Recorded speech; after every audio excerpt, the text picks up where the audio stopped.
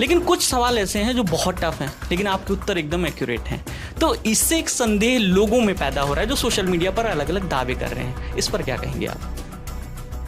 अब इस पर मैं क्या बोलूं।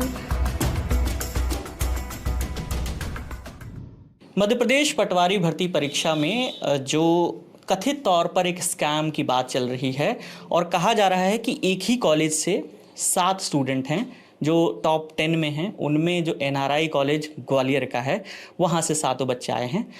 उन 7 स्टूडेंट में जो रैंक 3 पर हैं पूनम राजावत, लल्लन टॉप के कैमरे पर पूनम राजावत हमसे बात करने के लिए तैयार हुई हैं। हम उन्हें 1-2 दिन से अप्रोच कर रहे थे और फाइनली आज हमारी उनसे मुलाकात हो रही है। तो पूनम, सबसे पहले तो बहुत बहुत स्वागत है लल्लन टॉप पे। Thank you. ये बताइए कि जब से रिजल्ट आया है पटवारी भर्ती परीक्षा का, क्या क्या चीज़ें आपको फेस करनी पड़ी हैं? पहले दिन खुशी होगी, वहाँ से पूरा माहौल बताइए। मतलब पहले दिन बहुत खुशी हुई थी, फिर जैसे जैसे मतलब न्यूज़ पे देखा, लोग बोल रहे कि मतलब फर्जी बाड़ा हुआ है, पैसे दे के कराया है। तो अब ये मेरी घर की स्थिति मुझे पता है, लेकिन फिर भी लोगों को किसी पर उंगली उठाने से पहले एक बार जानना जरूरी है, जांच करवाइए, उसके बाद किसी पर उंगली उठाइए। मेरा मतलब ये है। तो ये जब से बातें होने लगी सोशल मीडिया पर, आप तक भी आई होंगी बातें कि इस तरह का फर्जीवाड़ा चल रहा है, तो क्या घर में क्या किस तरीके की बातें हुई फिर?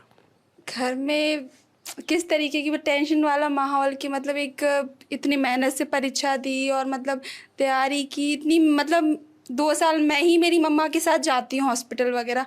हम 3 भाई बहन हैं, सब कुछ मुझे ही करना होता है। उसके बावजूद भी मैंने अच्छा करने की कोशिश की पूरी, लेकिन फिर भी लोगों का कहना ये है कि पैसे से किया। तो मतलब एक अंदर से बहुत डिप्रेशन, मैं सच बताऊँ मैं कुछ दिनों से बहुत डिप्रेशन में हूँ कि मतलब मैंने या तो अपने उससे दी मेहनत से, लेकिन फिर भी लोग मेरे ऊपर गलत उंगली उठा रहे हैं। परिवार के बारे में बताइए, परिवार में कौन कौन है, क्या करते हैं, किस तरीके का परिवार है, ये थोड़ा बताइए।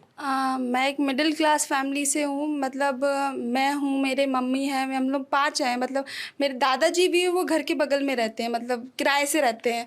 तो मेरे फादर उसकी क्या बोलते हैं सिक्योरिटी गार्ड की जॉब करते हैं, और मेरी मदर हाउसवाइफ है जो कि अभी कुछ साल पहले पार्लर चलाती थी।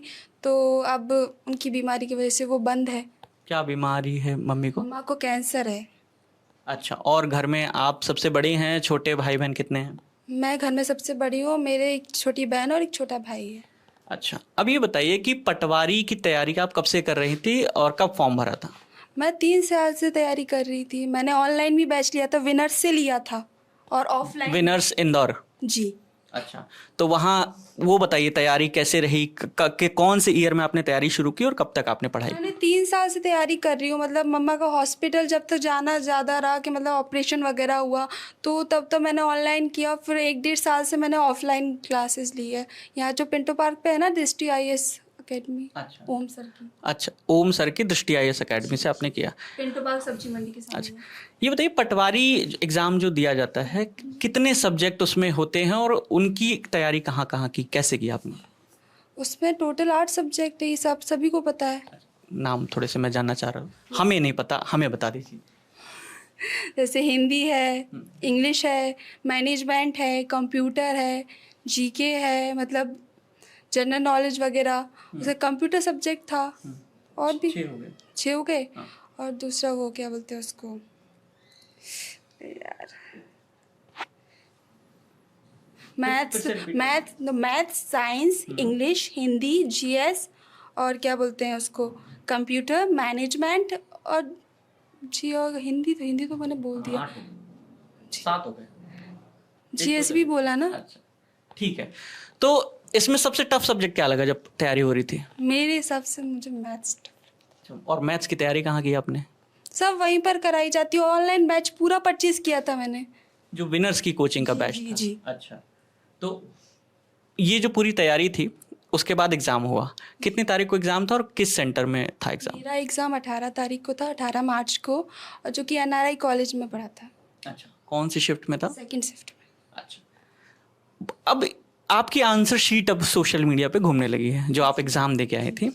अब उस पर बात करते हैं। बहुत से ऐसे सवाल हमने देखे जिसके उत्तर बड़े आसान से थे, लेकिन आपके अब जो भी आपने किया हो वो गलत है आपके एंड से, लेकिन कुछ सवाल ऐसे हैं जो बहुत टफ हैं लेकिन आपके उत्तर एकदम एक्यूरेट हैं। तो इससे एक संदेह लोगों में पैदा हो रहा है जो सोशल मीडिया पर अलग अलग दावे कर रहे हैं। इस पर क्या कहेंगे आप? अब इस पर मैं क्या बोलूँ।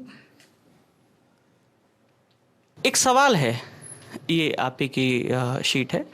मई 2021 में KR गौरी अम्मा का निधन हो गया, किस राजनीतिक दल से वो संबंधित थे? आपका आंसर था साम्यवादी पार्टी। तो ये किस सब्जेक्ट का सवाल था? साम्यवादी पार्टी की जीएस का सवाल। अच्छा, और आपने टिक किया था भारतीय जनता दल, जी। है ना? ऐसे ही कुछ बहुत ही बेसिक से सवाल हैं, जैसे कि भारतीय संविधान में कौन सा अनुच्छेद राष्ट्रपति के पद के कार्यकाल के बारे में है? आपने लिखा इसमें अनुच्छेद 52 और सही जवाब था अनुच्छेद 56। जी।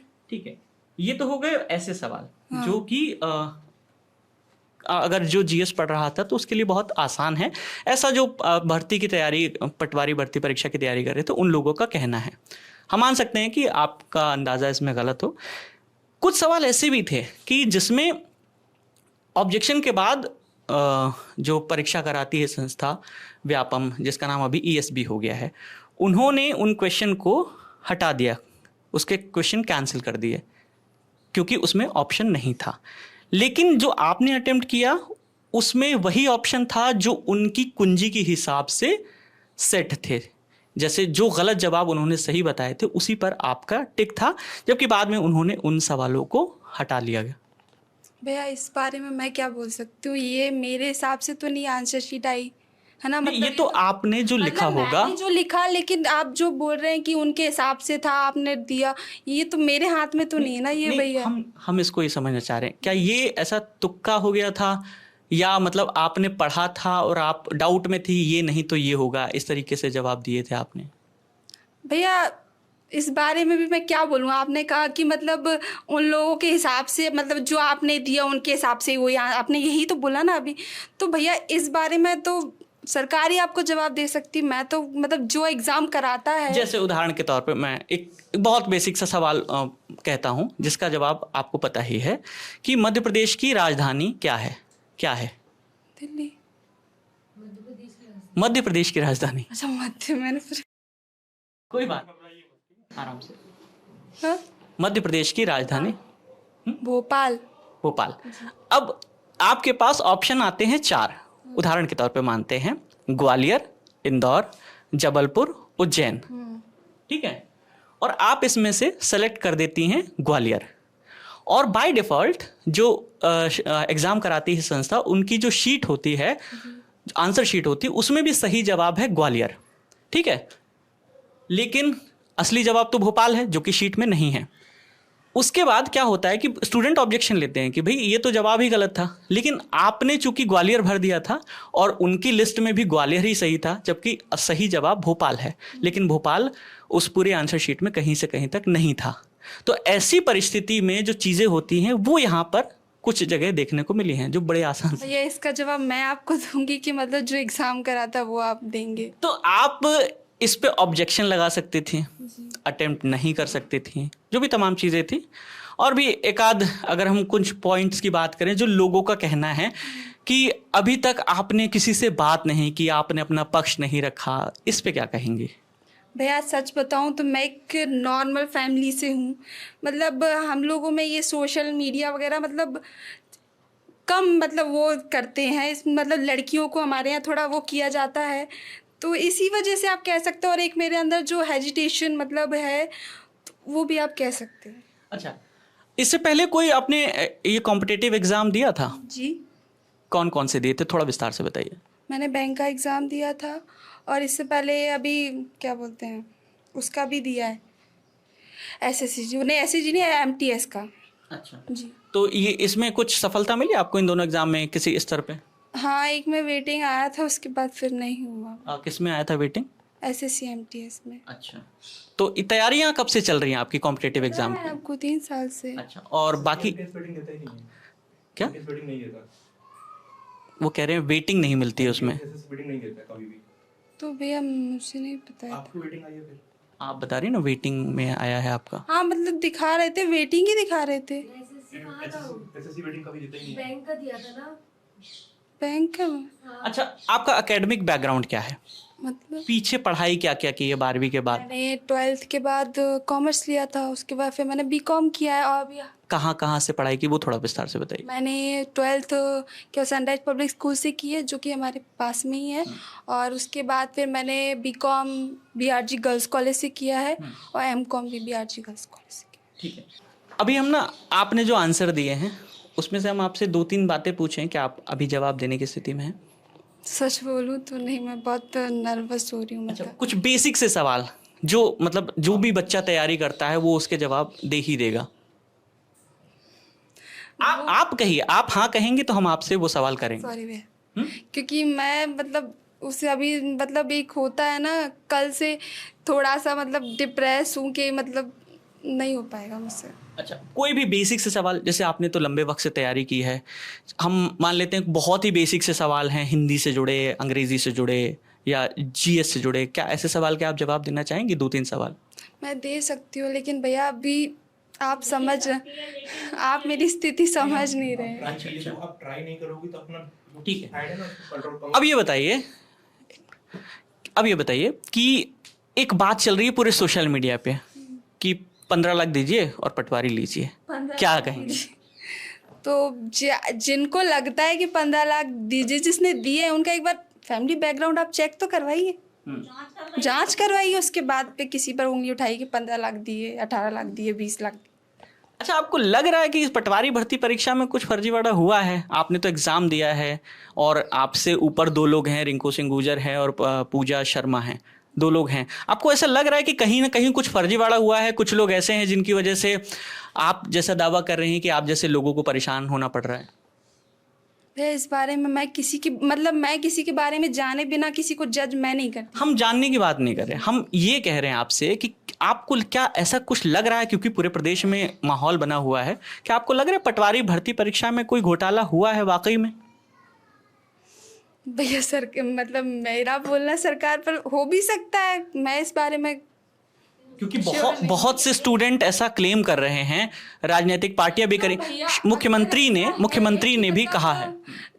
फर्जीवाड़ा हुआ तो पहले जांच हो जाने दीजिए, उसके बाद में ही तो सब पता पड़ेगा ना कि हुआ है कि नहीं हुआ है। अच्छा, आप जांच के फेवर में हैं? जी बिल्कुल, मैं जांच के फेवर में हूँ। आप चाहती हैं जांच होनी चाहिए? जी बिल्कुल होनी चाहिए, दूध का दूध पानी का पानी हो जाए। जी जी बिल्कुल। ठीक है। और क्या बहुत से लोग ये डिमांड कर रहे हैं कि ये जो परीक्षा हुई है इसको रद्द कर दिया जाए, दोबारा से कराया जाए, इस पर आप क्या कहती हैं? मेरे हिसाब से पहले जांच होनी चाहिए, जांच के आधार पर परीक्षा रद्द होनी चाहिए, नहीं होनी चाहिए, उस पर डिपेंड करता है। मान लेते हैं जांच में ये पाया जाता है कि बहुत से बच्चे जो हैं, उन लोगों ने जो एग्जाम दिया उसमें फर्जीवाड़ा हुआ था, चाहे उनकी जगह सॉल्वर बैठे हो या कंप्यूटर से कोई चीज़ की गई हो, कुछ हैक करके किया हो, जैसा भी हो। हम मान लेते हैं जांच में ये पाया जाता है कि इसमें भर्ती परीक्षा में घोटाला हुआ है, तो आप क्या चाहते हैं कि ये दोबारा एग्जाम हो या जितने लोगों ने फर्जीवाड़ा किया उनको हटा के बाकियों को ज्वाइनिंग दी जाए? जिन्होंने, पहली बात तो जांच होनी चाहिए और जिसने किया है उनके ऊपर एक्शन लेना चाहिए, ना कि जिन बच्चों ने मेहनत से किया। नहीं, पेपर कैंसिल तो नहीं होना चाहिए। अच्छा, आपका कहना है कि परीक्षा जो है रिजल्ट में मतलब जांच होनी चाहिए मेरे हिसाब से, उसके बाद जिसने किया उन पर उंगली उठाया जाए ना, उनको हटाया जाए, उन पर किया जाए जो कुछ भी कार्रवाई करनी है। और ये जो पिछले हफ्ते भर से ये सब पूरा चल रहा है, तो जिन लोगों ने बड़ी मेहनत से परीक्षा पास की है उन पर क्या बीत रही है, आप खुद क्लेम मैं करें? समझ सकती हूँ इस बात को, मेरे भैया हैं उन्होंने भी दिया है, जो कि क्या बोलते हैं ठाटीपुर पर रहते हैं, विकास भदौरिया, उन्होंने भी दिया है। उनका कौन सा रैंक आया था, नंबर आपको कुछ आइडिया? उनका रिया कौन सा रैंक था? 18वीं रैंक थी उनकी। 18वीं रैंक है अच्छा, उनका, एक वेटिंग में आ रहा है, एक कंफर्म। जी अच्छा, 18वीं रैंक उसमें है कहाँ, किस डिस्ट्रिक्ट में 18वीं रैंक है? ये मुझे नहीं पता। अच्छा। उनका भी ADO में ही हुआ है। अच्छा अच्छा, जी आपके भैया ने भी दिया, आपने भी दिया, जी, ठीक है। और मेरे बुआ जी के लड़के हैं वो। अच्छा, और कुछ कहना चाहेंगे आप अपना पक्ष, जो इतने दिनों से बातें चल रही हैं, बच्चे सामने नहीं? हाँ, कि मतलब मेरे बारे में जो बोल रहे हैं ना कि 15 लाख दिया है, वो सब आप पहले जांच कराइए, उसके बाद में मेरे ऊपर उंगली उठाइए। मेरा मतलब बस इतना है मेरा कहना आप सभी से। मध्य प्रदेश के मुख्यमंत्री बच्चियों को भांजी कहते हैं, आप लोग मामा कहते हैं, मामा जी से क्या कहना चाहेंगी? मामा जी से बस यही कहना चाहेंगे कि जांच करवाइए जल्द से जल्द, और जिन बच्चों ने मेहनत की है उनको ज्वाइनिंग दी जाए जांच के बाद, और जिन्होंने घोटाला किया है, जिन्होंने फर्जीवाड़ा किया है, उन पर कार्रवाई की जाए। एक चीज़ अब आपसे पूछते हैं, ये 15-20 लाख वाली जो बात चल रही है इस पर आप अभी कुछ बता रहे थे, क्या बताइए ज़रा खुल के बताइए। थोड़ा सा ये दूर कर दो। कोई बात नहीं। 15 जैसे मतलब लोग कह रहे हैं ना कि घोटाला हुआ है, मतलब 15 लाख दे के मतलब परीक्षा पास की है, कोई कह रहा 20 लाख, कोई कह रहा 18 लाख। एक बार मतलब जिस पे ये सवाल उठाए जा रहे हैं ना उसके मतलब पहले तो जांच करो, ठीक है, पहले तो कॉलेज जाओ, हर तरह की जांच करो, फिर मतलब दूसरे पे कि हाँ अगले इंसान की क्या स्थिति है, वो देने के लायक है क्या है। मतलब 18 लाख 20 लाख अगर ऐसा होने लगा तो फिर पढ़ाई तो फिर बेकार ही है ना, मतलब है ना। आप एक चीज़ बताइए, अभी हमने कुछ लोगों से जो उन लोगों के हमारे पास लगातार मैसेज आ रहे हैं, एक बड़ा सिंपल सा सवाल है कि मध्य प्रदेश में निम्नलिखित ज़िलों में से कौन सा नर्मदापुरम संभाग में है ना। इसमें ऑप्शन है कटनी, सीहोर, हरदा और रायसेन। क्या है सही जवाब? क्या बोला दोबारा? मध्य प्रदेश में निम्नलिखित जिलों में से कौन सा नर्मदापुरम संभाग में है? नर्मदापुरम संभाग है मध्य प्रदेश में। इसमें 4 ऑप्शन है, कौन सा जिला नर्मदापुरम संभाग में आता है? कटनी, सीहोर, हरदा, रायसेन।